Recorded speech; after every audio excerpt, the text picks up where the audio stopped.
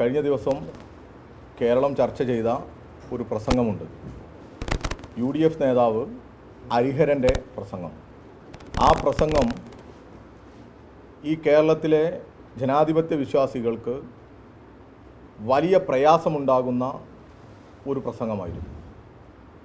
അദ്ദേഹം മണിക്കൂറുകൾ കഴിഞ്ഞ് പല കോണിൽ നിന്നും ഇങ്ങനൊരു അഭിപ്രായം വന്നു, അതുകൊണ്ട് ഞാൻ ഖേദം അറിയിക്കുന്നു എന്നൊക്കെ പറഞ്ഞ് പോസ്റ്റ് ഇട്ടു. അതിന് മറുപടിയായി. പ്രസംഗത്തെക്കുറിച്ചൊക്കെ നിങ്ങൾക്കറിയാം. ആ മറുപടി ഉയർത്തി കാണിച്ച് കേരളത്തിലെ കോൺഗ്രസിൻ്റെ തലമുതിർന്ന നേതാവ് എന്ന് സ്വയം അവകാശപ്പെടുന്ന VD സതീശനും അതുപോലെ വടകരയിലെ സ്ഥാനാർത്ഥിയുമൊക്കെ വലിയ പുണ്യാളന്മാരായി ഞങ്ങൾ വളരെ മാതൃക കാണിക്കുന്നു എന്ന് പറഞ്ഞ് പത്രക്കാരോട് സംസാരിക്കുക.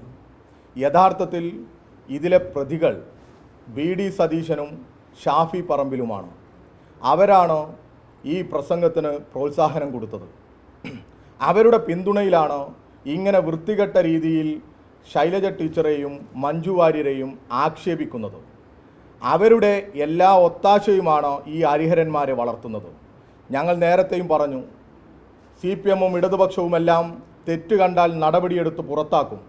അങ്ങനെ പുറത്താക്കുന്നവരെ വലയിട്ട് പിടിച്ച് അവർക്ക് പിന്തുണ കൊടുത്ത് VD സതീശൻ്റെ സ്കൂളിൽ ട്രെയിനിങ്ങും കൊടുത്ത് ഹരിഹരന്മാരാക്കി മാറ്റുകയാണ് കേരളത്തിലെ ഇന്നത്തെ ചില കോൺഗ്രസിൻ്റെ നേതൃത്വം. ഇത് ഈ സമൂഹം തിരിച്ചറിയേണ്ടതുണ്ട്. ഇവർക്കെതിരെ വലിയ പ്രതിഷേധം ഉയർന്നു വരേണ്ടതുണ്ട്. ആ സ്റ്റേജിൽ ഹരിഹരൻ്റെ പ്രസംഗത്തിന് ശേഷമാണ് ഷാഫി പറമ്പിൽ എന്ന് പറയുന്ന വടകരയിലെ സ്ഥാനാർത്ഥി പ്രസംഗിച്ചത്.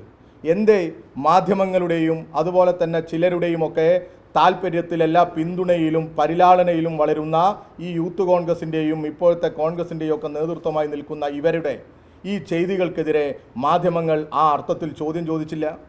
ആ പ്രസംഗത്തിൽ അദ്ദേഹം പറയണ്ടേ, ഈ ഹരിഹരൻ പറഞ്ഞത് തെറ്റാണ്, ശരിയല്ല, ഇത് പറയാൻ പാടില്ലാത്തതാണ് എന്നൊരു തിരുത്ത് പറയണ്ടേ? പറഞ്ഞില്ലല്ലോ. നിങ്ങൾ കണ്ടു കാണും. നിങ്ങളിലാരും ആ സ്റ്റേജിൻ്റെ വീഡിയോ കാണിക്കുന്നില്ല. ഹരിഹരൻ്റെ പ്രസംഗ സമയത്ത് സ്റ്റേജിലെ സദസ്സിലെ ഒന്നും വീഡിയോ കാണിക്കുന്നില്ല ആരും. ആ ഓഡിയോ ദൃശ്യത്തിലും അതുപോലെ തന്നെ ഹരിഹരൻ്റെ പ്രസംഗം കാണുമ്പോഴും നമ്മൾ കേൾക്കുകയാണ് കയ്യടിയുടെ ശബ്ദം, കുലുങ്ങിയുള്ള ചിരിയുടെ ആ ശബ്ദം നമ്മൾ കേൾക്കുകയാണ്. ആരായി കുലുങ്ങിച്ചിരിക്കുന്നത്? ഷാഫി പറമ്പിലല്ലേ കുലുങ്ങിച്ചിരിക്കുന്നത്? അവിടെ ഇരിക്കുന്ന UDF-ൻ്റെ നേതൃത്വമാകെ കുലുങ്ങി ചിരിക്കുകയല്ലേ? അവർക്ക് എന്താ കാണേണ്ടത്? അവരെന്താ ആഗ്രഹിക്കുന്നത്? ഈ ഹരിഹരൻ്റെ പ്രസംഗത്തിൽ എന്താ ഇത്രമാത്രം ചിരിക്കാൻ? നോക്കൂ നിങ്ങൾ, UDF-ൻ്റെ നേതൃത്വമാകെ കുലുങ്ങിച്ചിരിക്കുന്ന തരത്തിലേക്ക് ഹരിഹരനെ കൊണ്ട് പ്രസംഗിപ്പിച്ചത് ആരാ? അതാ പറയേണ്ടത്. ഈ കേരളത്തിന് മുമ്പിൽ ഇതിന് മറുപടി പറയണം കേരളത്തിലെ UDF. ഇതാണ് DYFIക്ക് ആവശ്യപ്പെടാനുള്ളത്. ഇവിടെ ഈ പ്രസംഗത്തിൽ ഹരിഹരൻ അത് മാത്രമല്ല പറഞ്ഞത്, വലിയ വർഗീയത ഉയർത്തിപ്പിടിക്കുന്ന ധ്രുവീകരണത്തിന് തന്നെ നേതൃത്വം കൊടുക്കുന്ന തരത്തിൽ ഒരു പ്രസംഗം കൂടി അതിനകത്ത് അദ്ദേഹത്തിൻ്റെ കുറച്ച് സ്റ്റേറ്റ്മെൻറ്റ് കൂടിയുണ്ട്. നിസ്കരിക്കാൻ മുട്ടി പോലും. നോക്കൂ നിങ്ങൾ, ആരാ ഇദ്ദേഹത്തിന് ഇതൊക്കെ പറഞ്ഞു കൊടുക്കുന്നത്? PMA സലാം എന്ന് പറയുന്ന മുസ്ലിം ലീഗിൻ്റെ സംസ്ഥാന അധ്യക്ഷൻ ഇതിന് മറുപടി പറയണം. ഈ ഹരിഹരൻ നിസ്കരിക്കാൻ മുട്ടി എന്ന് പറഞ്ഞ ആൾ ആരെയാ ഇവരെ ആക്ഷേപിക്കുന്നത്? മുക്കം പൈസയാണ് പേരെടുത്ത് പറയുന്നത്. ഇല്ലേ, നിങ്ങൾ കേട്ടില്ലേ? മുക്കം പൈസയെ പേരെടുത്ത് ആക്ഷേപിക്കുക. KM ഷാജിയുടെ അതേ പ്രസംഗത്തിലേക്ക് ആര് ചെല്ലുക? ഈ ഹരിഹരൻ ചെല്ലുക. ഈ KM ഷാജിയോ PMA സലാമോ പറയാതെ ഹരിഹരന് ഈ പേരും ഈ പറയുന്ന പ്രയോഗവും ഉദ്ധരിക്കാൻ പറ്റില്ല. ഇതിൻ്റെ മറുപടി PMA സലാമും KM ഷാജിയും പറയണം. ഈ UDF-ൻ്റെ നേതൃത്വം പറയണം. പൗരത്വ ഭേദഗതി നിയമത്തിനെതിരെ ഈ ബീച്ചിൽ നടത്തിയ പരിപാടിയിൽ നിസ്കരിക്കാൻ മുട്ടി പോലും. ഇത് എന്ത് മുട്ടല പറയണ്ടേ? മുസ്ലിം ലീഗിൻ്റെ നേതൃത്വം എന്തേ ഒരു അക്ഷരം മിണ്ടിയില്ലല്ലോ ഈ സമയം വരെ. ഇതെങ്ങാനും ഏതെങ്കിലും CPM-കാരൻ്റെയോ DYFI-കാരൻ്റെയോ അയൽവാസിയാണ് ഇങ്ങനൊരു പ്രസംഗം നടത്തിയതെങ്കിൽ എന്തായിരിക്കും ഇന്ന് മുസ്ലിം ലീഗിൻ്റെയൊക്കെ ഒരു പ്രതികരണം? എന്തായിരിക്കും KM ഷാജിയുടെ പ്രതികരണം? പറയണ്ടേ ഇവർ? ഈ PMA സലാമും KM ഷാജിയുമെല്ലാം ശത്രുപക്ഷത്ത് നിർത്തുന്ന ഒരു നേതാവാണ് എന്നാണ് ഞങ്ങൾ കരുതുന്നത് ഈ മുക്കം പൈസി. അതുകൊണ്ടാണ് അവരുടെ സ്റ്റേറ്റ്മെൻറ്റിലും ഇവർക്കെതിരെയൊക്കെ വരുന്നത്.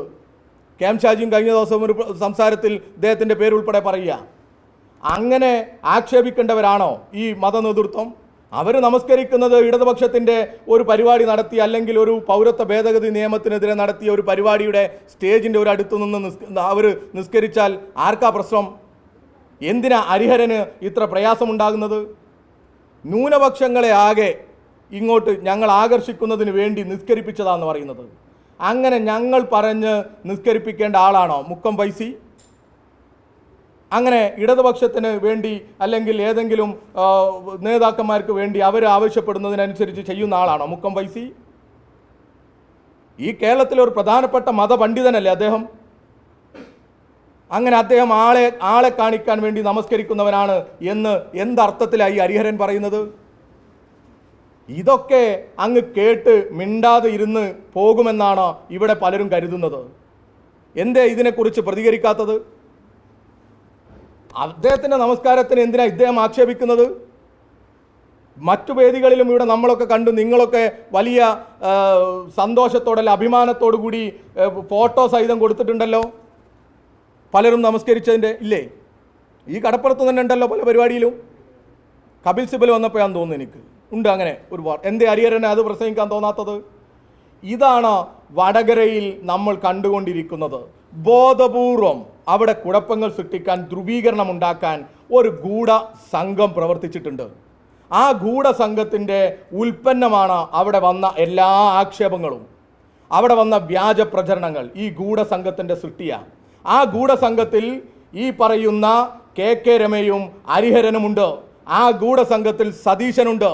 ആ ഗൂഢസംഘത്തിൽ വ്യാജ ഐഡന്റിറ്റി കാർഡ് ഉണ്ടാക്കി തെരഞ്ഞെടുപ്പ്, ഇവരുടെ സംഘടനാ തെരഞ്ഞെടുപ്പ് അട്ടിമറിച്ച് നേതൃത്വമായവർ എല്ലാം ഉണ്ട്.